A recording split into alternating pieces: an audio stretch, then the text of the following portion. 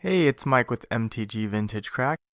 Today we'll be introducing a new series we're calling MTG Vintage Flashback, and it'll focus on some of the history of Magic, especially as it relates to the old school generation and pre-2002. On today's episode of MTG Vintage Flashback, we'll be discussing the history of Magic's front card frame. There have been a few tweaks over the years and special card frames for certain types of cards, but we'll really focus on two main ones, the so-called classic frame design and modern frame design. If you're a new player to Magic, you may not even be aware that there is such a thing as an older card frame. If you've been playing a long time like myself, you might still long for the old frames. Let's take a look at some classic bordered cards. So here's a more close-up example of a card with an older frame. Like any Magic card, the color of the background is generally indicative of what type of card it is. You can see that the design is much more open when compared to the dense frames of modern cards. The information below the text box focuses heavily on the illustrator of the cards. In fact, very early cards feature only the artist at the bottom. You may also notice that a lot of these older cards have no set or expansion symbol.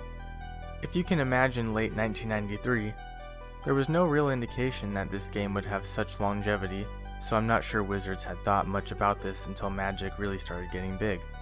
Around 6th edition is when these symbols started to be included with every set as it transitioned from Exodus, which was the birth of the color symbols we know today.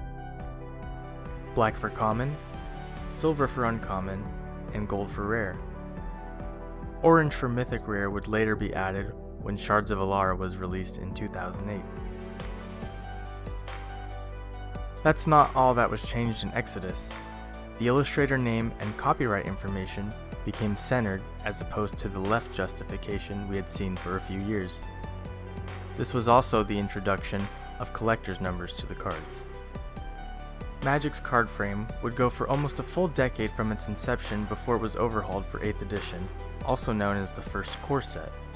It's called the first core set because it was the first to be marketed as a core set to avoid confusing new players and making them think they had missed out on editions 1 through 7, as opposed to being the total opposite that it is, a collection of reprints for the most part.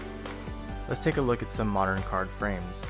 So these card frames have a much more smooth look to them. There are a lot of soft curves as opposed to hard right angles like in the original design. Speaking of modern, this is actually where the format gets its name. Modern includes all sets dating back to 8th edition, though that doesn't necessarily mean their first printing wasn't before that. It may be surprising to hear that Modern has only been sanctioned format for about 5 or 6 years. Some other features include thinner borders and minimalized artist and card information at the bottom. You will find that there are players who really prefer the old design, and initial reaction to the redesign was not great either.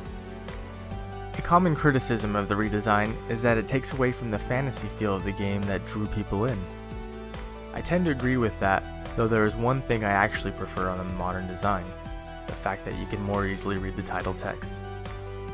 The card frame redesign also included a font change from Gaudy Medieval to Matrix Bold. I personally have a very tough time reading the card names of older artifacts and white cards. Other than that, I find the modern frame to be rather unnecessary, but it's what we have, and nowadays I don't really think about card frame much other than when something drastic is done, like the Masterpiece series.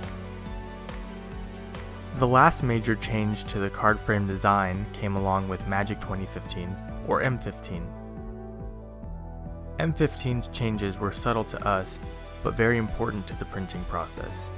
The font was changed yet again, this time to a custom MTG font called Bellerin, in reference to the card game's poster planeswalker, Jace Bellerin.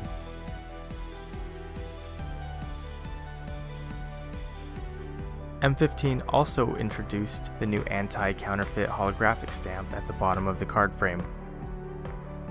Finally, the border size was decreased slightly, and certain card coding was added to the card information footer to help facilitate the digital printing process, as mentioned in the podcast of one of Magic's head designers, Mark Rosewater. 8th edition, we had changed to the the more modern frame from what Magic had started with. And then with 2015, we changed to a slightly newer frame. The reason for this change, the biggest impetus, was we needed to change how the cards were for the way the machines are printed. Everything now is sort of digitized, and if it was important that the machine could tell what each card was. So that about sums up the major changes to Magic's card frame over the game's now 25-year-long history. It started with a simple design and over time added more information to make cards more recognizable as well as improve readability. I will still always prefer the old card frame, but the modern one does the job. That's it for this episode of Vintage Flashback. If you liked this type of content, please leave us a like, and if you want to see more, please subscribe. Thanks for watching.